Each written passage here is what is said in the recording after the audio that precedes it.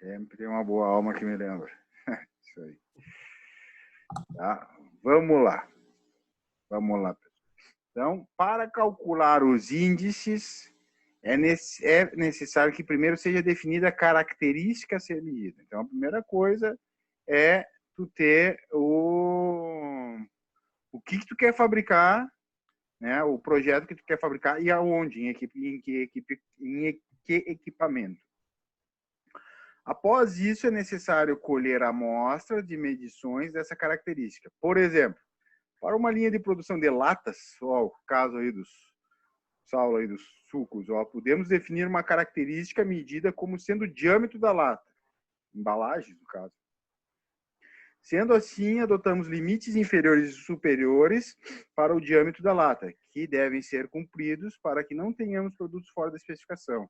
Seria algo do tipo, o diâmetro não pode ser menor do que 40 e maior do que 42. É só um exemplo. Como o limite superior especificado e superior especificado, limite inferior especificado, aqui está em inglês, definidos, basta agora colher a amostra das medições e calcular os índices CP e CPK. O CP foi o primeiro índice a ser proposto na literatura e é utilizado para avaliar a largura, tá? Aonde as extremidades das medições, tá? Então, o CP é a capabilidade, tá? A largura da amplitude do processo em comparação com a largura da especificação. Então, naquele caso lá, se o CP está mais largo do que os limites de projeto, cara, aí tem um problemão, né? Já o CP, tá, aí vamos para o CP, depois eu vou mostrar o CPK para vocês. Tá? Então, a outra forma de calcular o CP, tá, são duas, é através do desvio padrão.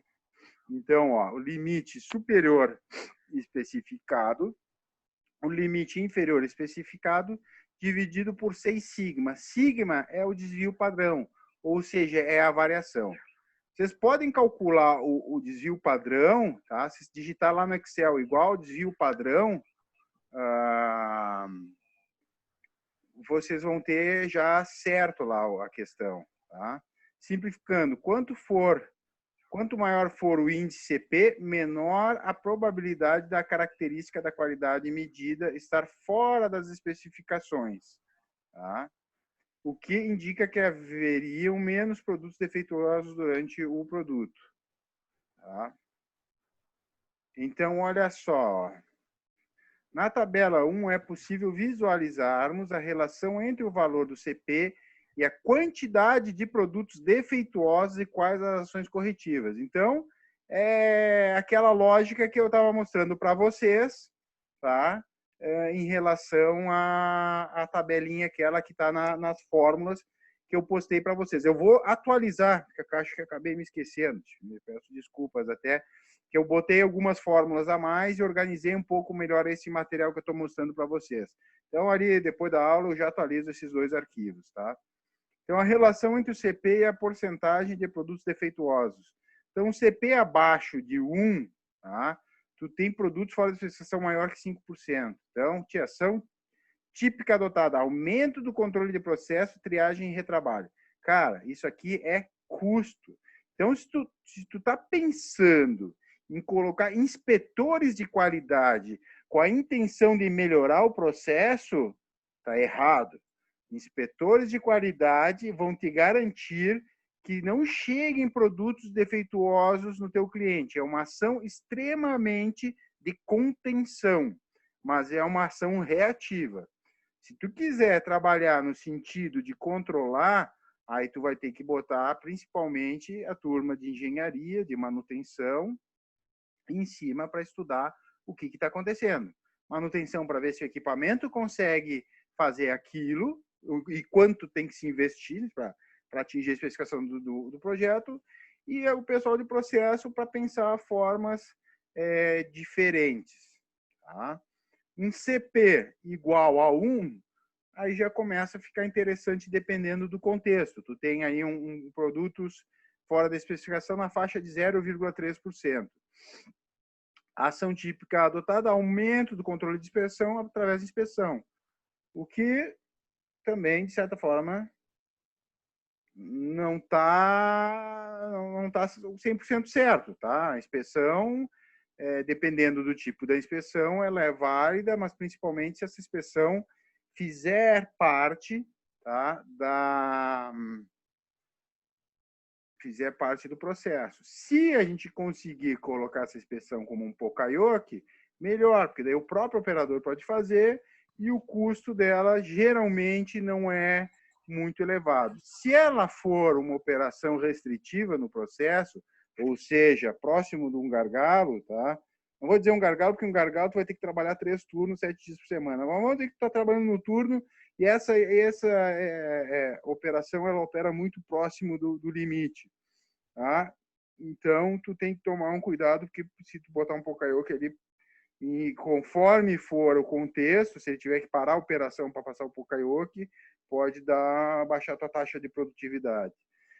Um valor de CP de 1,33, cara, aí meu já é só de consumo. Ó, é 64 ppm, 64 peças em 1 milhão, inspeção reduzida, utilização de cartas de controle. E 1,63 de CP, cara, 1 ppm, tu tá aí no paraíso. Tá? Então, aí existem outro cálculo, tá? Depois nós vamos para a calculeira e não vou dar exemplos muito trabalhosos para vocês, porque eu quero que vocês entendam o contexto. Não é um troço difícil de fazer. Como explicado, o CP é muito importante para que seja avaliada a largura da amostragem, com relação às faixas dos limites especificados. Mas uma limitação desse índice é que ele só incide sobre a dispersão, então sobre a amplitude da medida maior até a menor, tá? Do processo estudado, não considerando a centragem do processo referido. Porque, por exemplo, eu posso ter lá, eu vou pegar o caso dos eixos, 10 mais ou menos 0,5. Tá? Então, ele pode ficar com 10,5 com 9,5. Então, aí de 9,5 a 10,5, eu tenho ali 1 milímetro, tá? Vamos supor, de dispersão máxima, que é a medida mais alta, mais elevada, né? Como é a maior medida, é a menor medida. Eu posso ter um CP que fique dentro desse 1. Agora, se ele ficar dentro desse 1 de 10 para menos 1, está fora. Porque daí ele vai ficar no máximo 10 e 9. Só que 9 está fora, porque é 9,5 a medida mínima, tá entendendo? Então, o CP ele vai ver quanto que é essa dispersão. Já o CPK, ele vai analisar... Eita, tem gente esperando aqui. Ele vai analisar a centragem desse processo. Tá? Então, o índice CP apenas considera a variabilidade do processo sigma, com o intuito de analisar o processo considerando-se a centragem das amostras, criou-se o índice de CPK. E é calculado também usando as mesmas informações, que seria o limite superior especificado do projeto, menos a mediana da característica medida, a média, tá?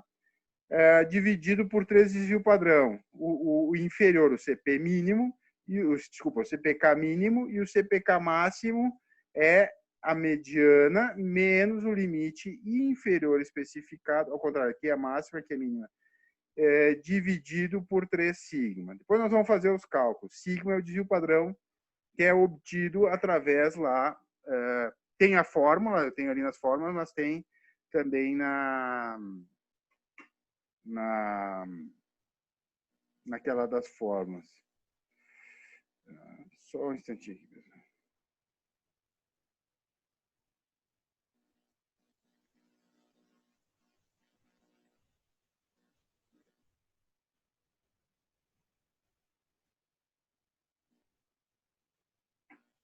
Na prática, quanto maior for o índice, deixa eu botar aqui para baixo, CPK, menor será a probabilidade da característica da qualidade medida estar fora da especificação. Então, tanto CP quanto CPK, quanto maior o número, melhor. Opa, desculpa.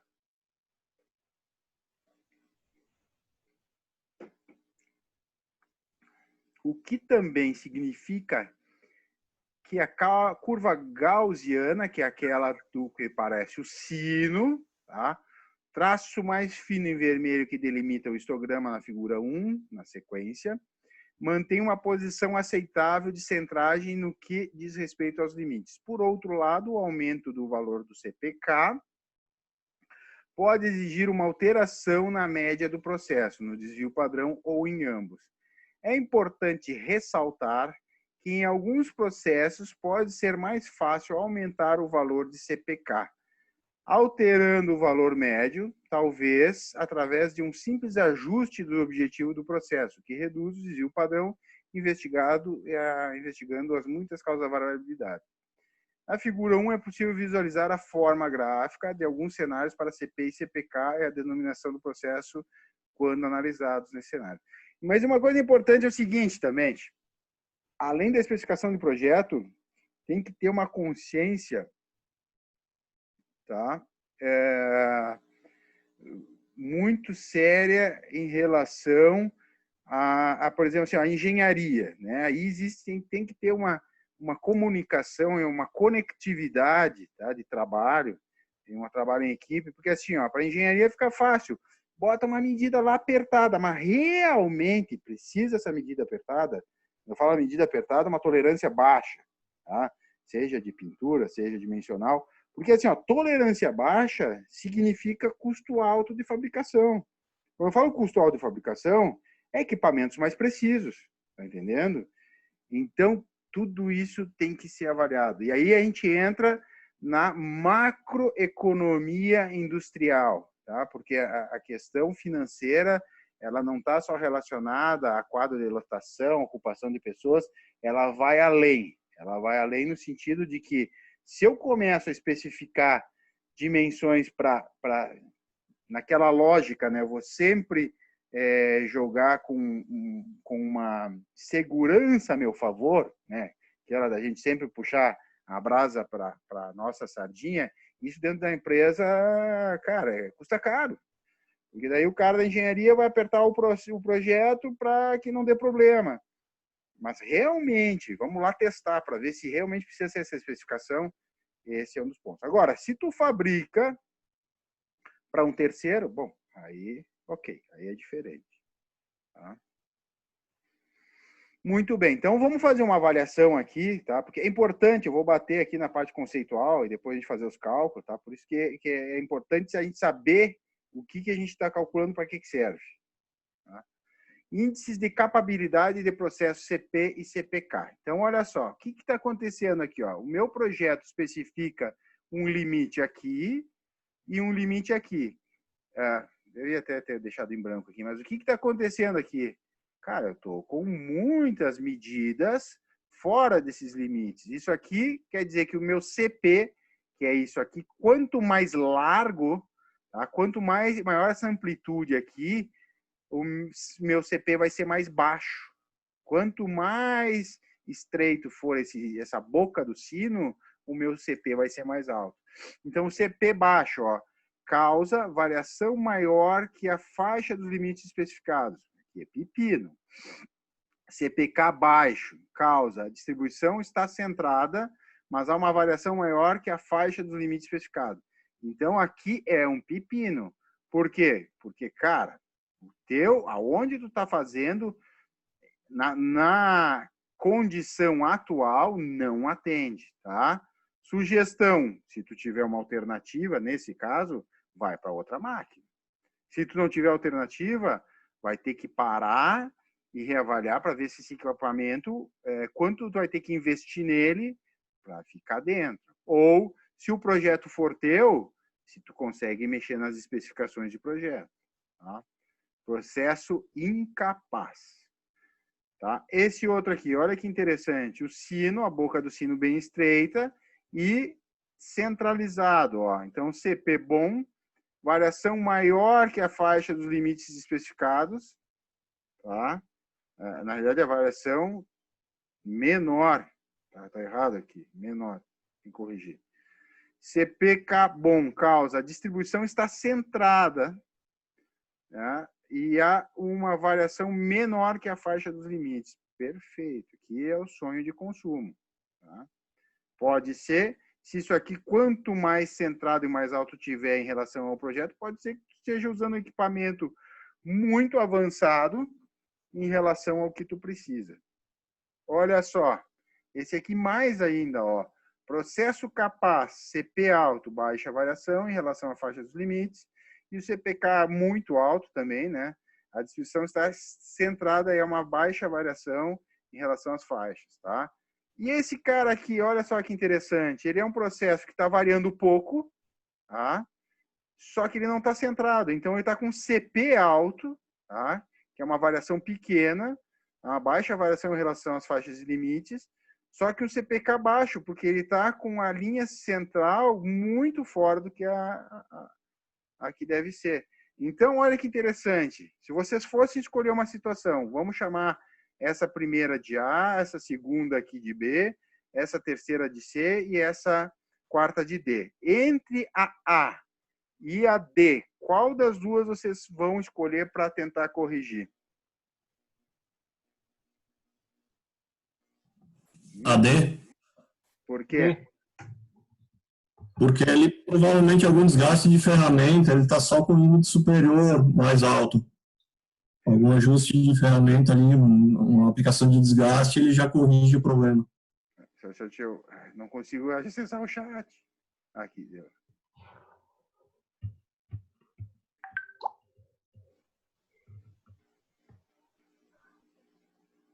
Tá, a pergunta é a seguinte aqui do colega, perfeito. Se eu for fazer a capabilidade de uma medida num lote de 35 peças, como eu faço para achar o índice das 35 peças? Não é o índice para as 35 peças, é o índice da amostra das 35 peças. Tu vai fazer, aí nós vamos fazer exercício agora sobre isso. Nós vamos calcular a média das 35 peças, o desvio padrão das 35 peças, né? Comparar em relação à especificação e calcular. É bem tranquilo. Ou tu pode, pegando, por exemplo, 35 peças em 7 vezes, tu vai à fábrica e pega cada vez 5 amostras. Então, vai ser a amostragem de 7 amostras. Cada intervenção, tu coleta 5 amostras. Nós também vamos ver como é que faz esse cálculo. Se quiser, quem é que falou antes? Se quiser trazer esses números aqui para a gente calcular, fica à vontade.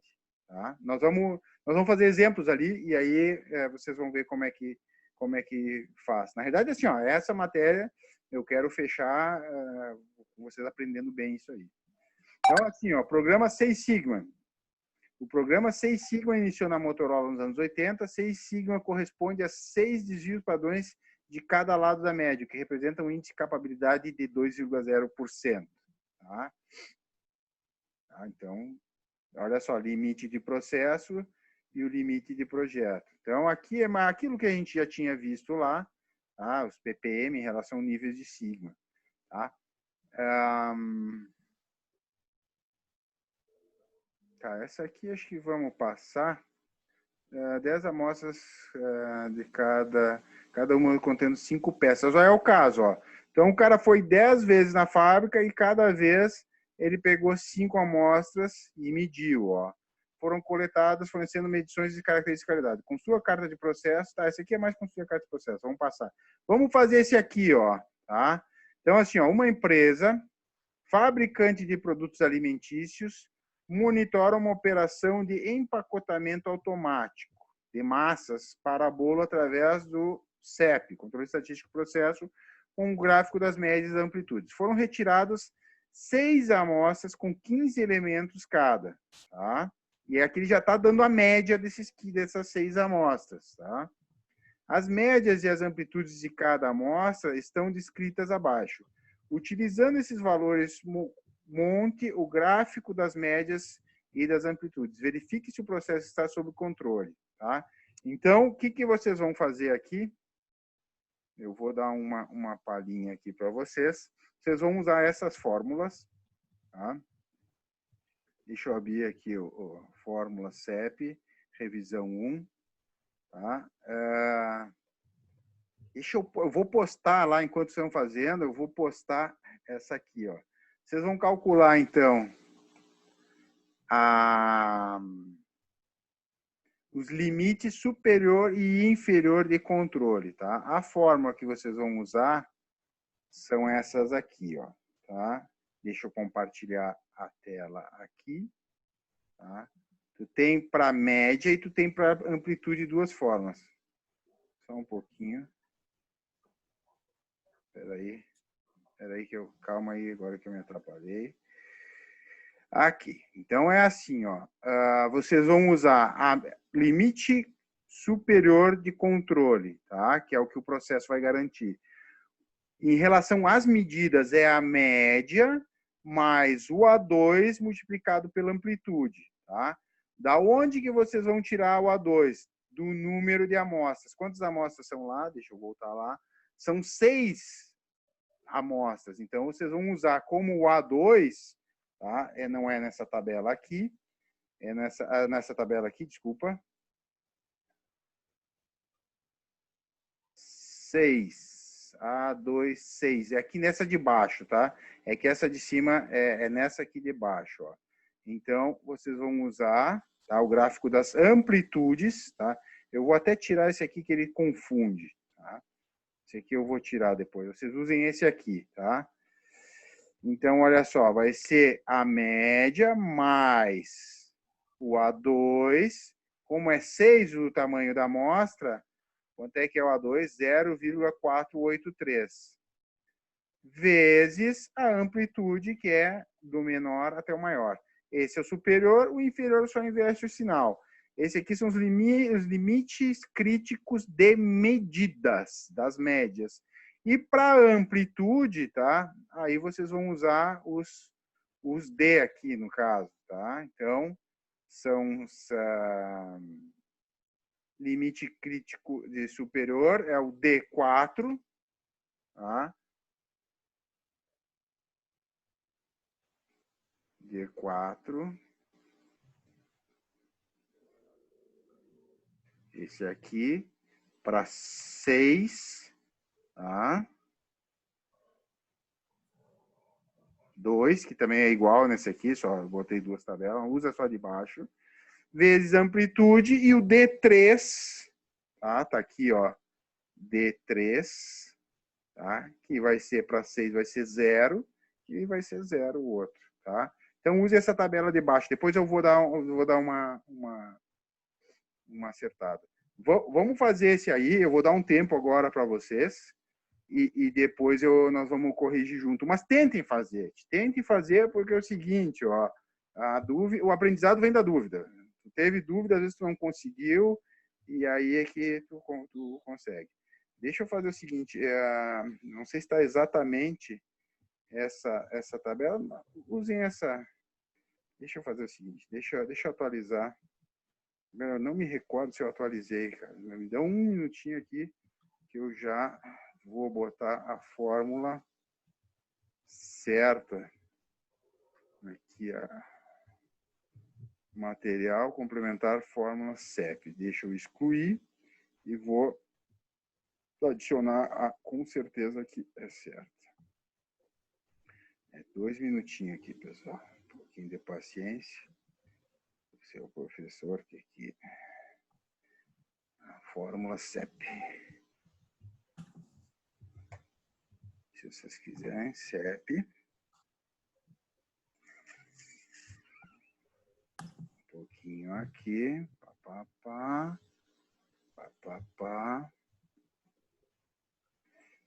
Tá.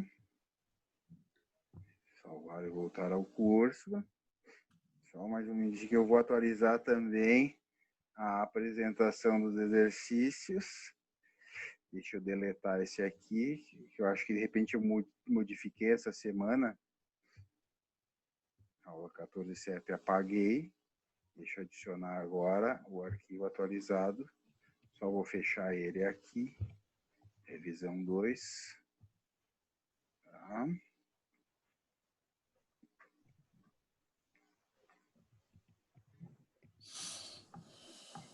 Só um instantinho, pessoal. Um pouco de paciência.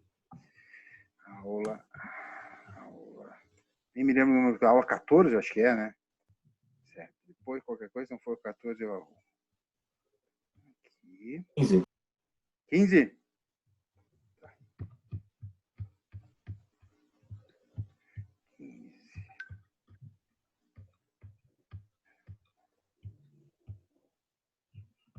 Tá. Eita, deixa eu me achar aqui agora. Tá, aqui o arquivo tá como 10, mas tudo bem. O que importa tá escrito lá. Pronto. Agora nós estamos tudo com os arquivos certinho. Tá habilitado para vocês. Pessoal, vamos tentar fazer. Tá? Eu vou dar um tempo para vocês. Usem essas fórmulas. Usa a tabela maior lá de baixo, tá? Que ela, apesar de estar com informação repetida, usa só uma tabela. Aí, botei como PowerPoint. Porra, que saco. Só um pouquinho. Só um pouco. Deixa eu salvar como PDF aqui.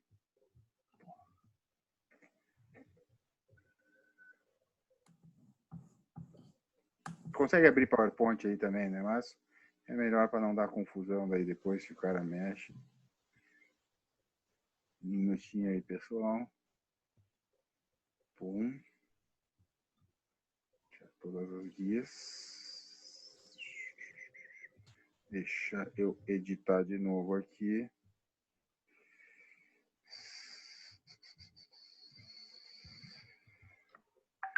Editar, excluir, ok.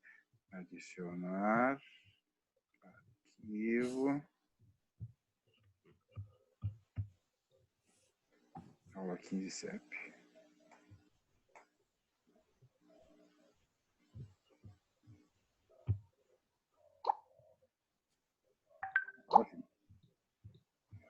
Agora sim.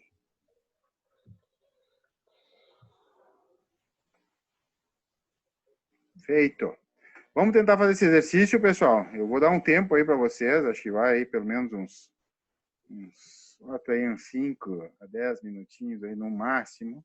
Tá? Vocês tentem fazer esse exercício e depois nós vamos fazer junto.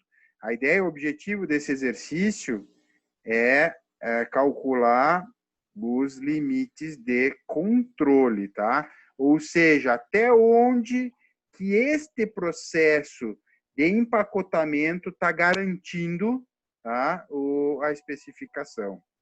Tranquilo, pessoal? Vocês querem que eu deixe na tela? Deixa eu vou deixar compartilhado aqui na tela. Daqui a pouco esse negócio é capaz de cair fora aqui, mas tranquilo, tá? Tá aqui na tela. Peguem essas informações, não são muito, joguem para o Excel e apliquem aquelas fórmulas. É simples, tá? Depois nós vamos corrigir junto. Pode ser? Tá? São 8h13, até umas... No máximo é 8h20 por aí, daí a gente já 8h20, 8h20. 8h20 eu chamo vocês aí. Beleza? 8h23, 10 minutinhos. Tá joia? Então tá. E 10 minutos vai cair. Quando chamar de novo, a gente corrige daí. Pode ser? Tranquilo.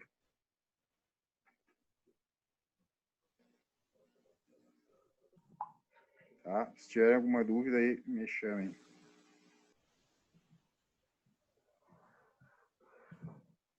Deixa eu fazer um negócio aqui.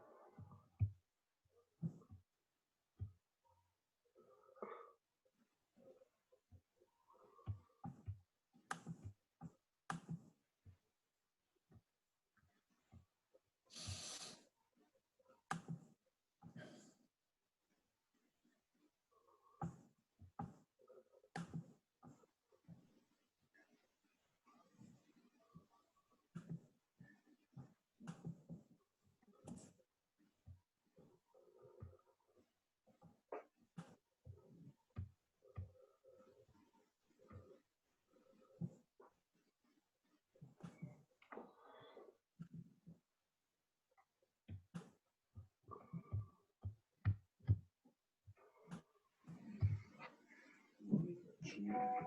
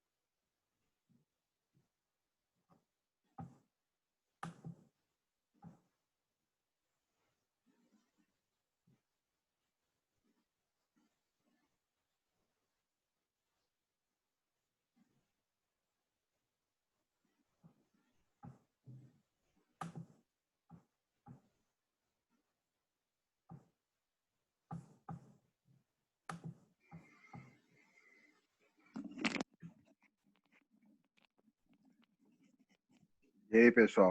Então, como é que tá o andamento aí do... Eita, caiu fora? Não. Das atividades aí. Tudo tranquilo?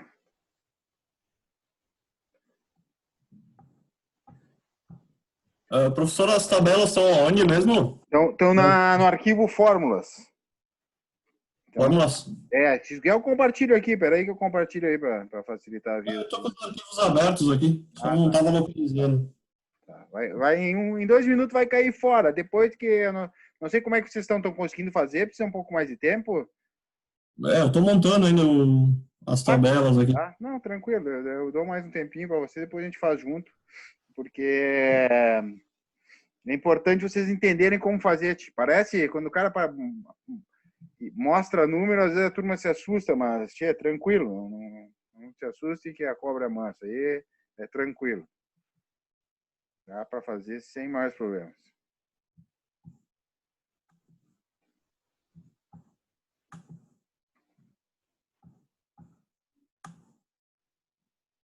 Se vocês quiserem trazer exemplos práticos, tá? Não precisa abrir nome da empresa, nem processo, nada. Pega e traz aí, cara. Me passa aí durante a semana. Se quiser, a gente faz os cálculos aí. Porque, obviamente, um e o outro tem dificuldade, às vezes, de calcular ou está enfrentando problema e não sabe como sair dessa situação, né? Então, Ô, professor, deixa eu te fazer uma pergunta bem rapidinho. pare. O A2 ali vai ser sempre em relação à amplitude, isso?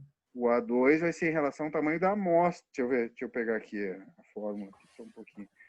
Agora eu fechei tudo aqui. Vai ser em relação ao tamanho da amostra, se não me falha a memória. O A2 está na forma da amplitude, né?